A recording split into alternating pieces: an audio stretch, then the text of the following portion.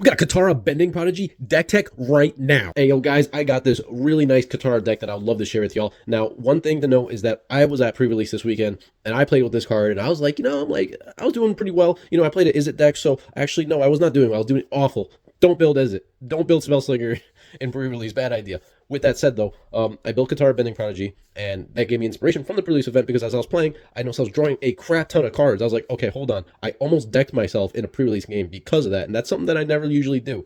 Yeah, she's really good. I think she's definitely an underrated commander, and there's a few reasons why. She's the 3-mana one, and like I said, the other Kataras are probably much stronger, but for this build, I think it's a lot of fun, and it's definitely going to be underrated. People are not going to see how much card draws coming your way. She says at the beginning of your end step is she's, tapped, you put a 1/1 counter on her, and, she just gets bigger, whatever. But the really cool part in the part we're actually building around is the Waterbend 6. Now, Waterbend is really a cool mechanic. At first, I thought it was going to be kind of dookie, but as I started playing with it, I actually really enjoyed it. Now, you can tap artifacts and creatures to pay for that cost, as well as you can pay regular mana. One thing that I thought was cool was the amount of clue tokens in this set. Now, if you use a clue token to tap for her cost, you can still use the clue token, sacrifice it, and still draw a card because it doesn't require a tap ability. That's really cool. So that's what we did. We built around that. In fact, we got a bunch of clue tokens. The whole deck's investigating. Katara's just investigating everything. So we're gonna take advantage of this Waterbend 6. We're gonna be doing a lot of clue tokens, a lot of investigating, tapping those to pay and draw a bunch of cards. Now we have a lot of second card draw effects like this one. We even got the Watch in the Water from Lord of the Rings. Cards like these that allow us to get benefits drawing off turn, as well as Unstoppable Plan. I love this card, guys. It is so good. It is literally just a cheaper unwinding clock, but for your non-land permanents. Really good card. Highly encourage you guys to build with this card if you have any blue decks that require a lot of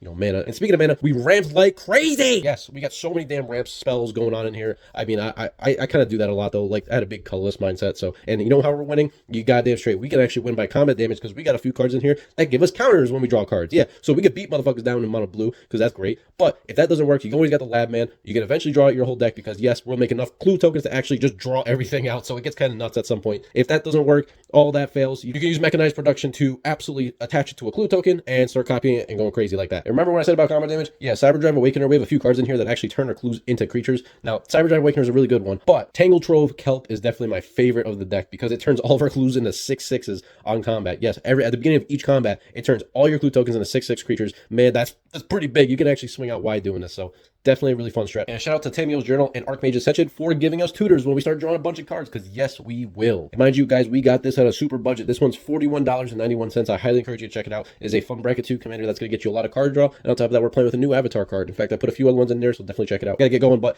I really like this deck. It's a lot of fun. Give it a shot on Moxfield, give it a shot on tabletop. Let me know what you guys think. And I got, any suggestions, throw them in the comments because I got another deck tag coming tomorrow, as well as my Mono Blue, The Good, The Bad, The Broken is coming out tomorrow on YouTube. Definitely stay tuned for that, and I will see you for the next one. Wheezy out, baby.